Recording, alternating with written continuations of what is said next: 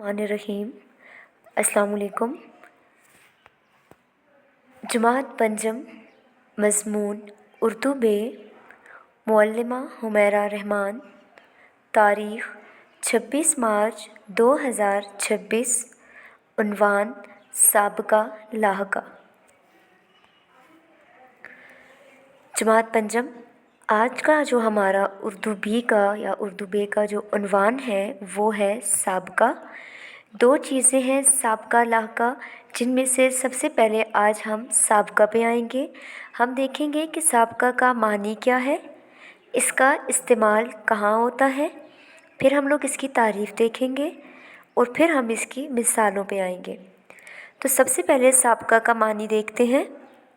लफ्ज़ साबका का मानी है पहले या गुज़श्ता, यानी पहले आने वाला।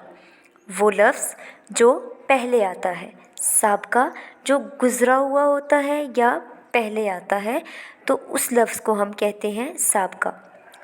उर्दू में किसी लफ्ज़ के शुरू में कोई अलामत लगाकर, यानी जब उर्दू ज़ुबान में हम कोई लफ्ज़ लिखते हैं, उस लफ्ज़ के शुरू में हम लोग कोई अलामत लगाते हैं। अलामत का मानी है निशानी या कोई निशान, ठीक है। हम लोग कोई निशानी लगाते हैं और एक नया लफ्ज़ बनाते हैं।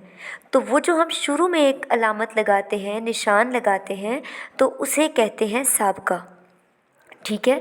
अब जैसे आप लोग देखें, आप लोग कहते हैं कि बद अखलाक, ठीक है। हमारे पास एक लफ्ज़ है ना अखलाक। अखलाक का क्या मानी है कि आपकी जो आदत होती हैं, आपका रवैया होता है, तो वो आपका अखलाक होता है, ठीक है। आपकी आदतें जो होती हैं। अब अखलाक है, आदतें हैं, इसके साथ मैंने पीछे लगा दिया बद अखलाक, यानी बुरा अखलाक, बुरी आदतें। अब एक लफ्ज़ था हमारे पास अखलाक, अब इसके पीछे मैंने एक अलामत लगाई है बद। अब ये एक नया लफ्ज़ बन गया है। नया लफ्ज़ हमारे पास क्या बना है? बद अखलाक, ठीक है। तो बद हमारे पास क्या आ गया है? साबका आ गया है कि अखलाक के साथ हमने पहले अलामत लगाई है, तो हमारे पास एक नया लफ्ज़ बन गया है जो क्या बना है?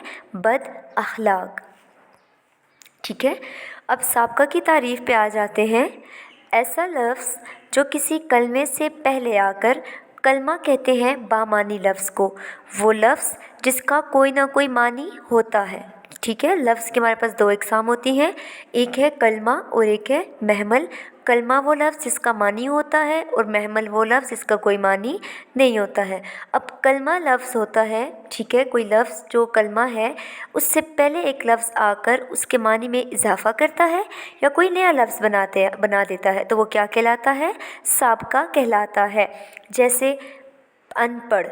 अब देखिए हमारे पास एक लफ्ज़ है पढ़। पढ़ से मुराद क्या है? पढ़ना, ठीक है, जो पढ़ा लिखा होता है। अब पीछे मैंने लगा दी है एक अलामत लगा दी है, लफ्ज़ पढ़ से पीछे मैंने अलामत लगाई है अनपढ़, यानी जो पढ़ना लिखना नहीं जानता। मैंने बामानी लफ्ज़ के पीछे जो एक अलामत लगाई है, निशान लगाया है, अलामत है जो हमारे पास तो अन आ गया साबका। पढ़ हमारे पास एक कलमा आ गया। अब मैंने कलमा के पीछे जो जब साबका लगाया तो हमारे पास एक नया लफ्ज़ बन गया है। पढ़ से हमारे पास एक नया लफ्ज़ क्या बना? अनपढ़। ऐसे ही समझ एक लफ्ज़ है, समझ के पीछे मैंने साबका लगाया ना, एक नया लफ्ज़ बन गया ना समझ। अखलाक, अखलाक से पीछे मैंने अलामत लगाई है बद, तो हमारे पास एक नया लफ्ज़ क्या बन गया?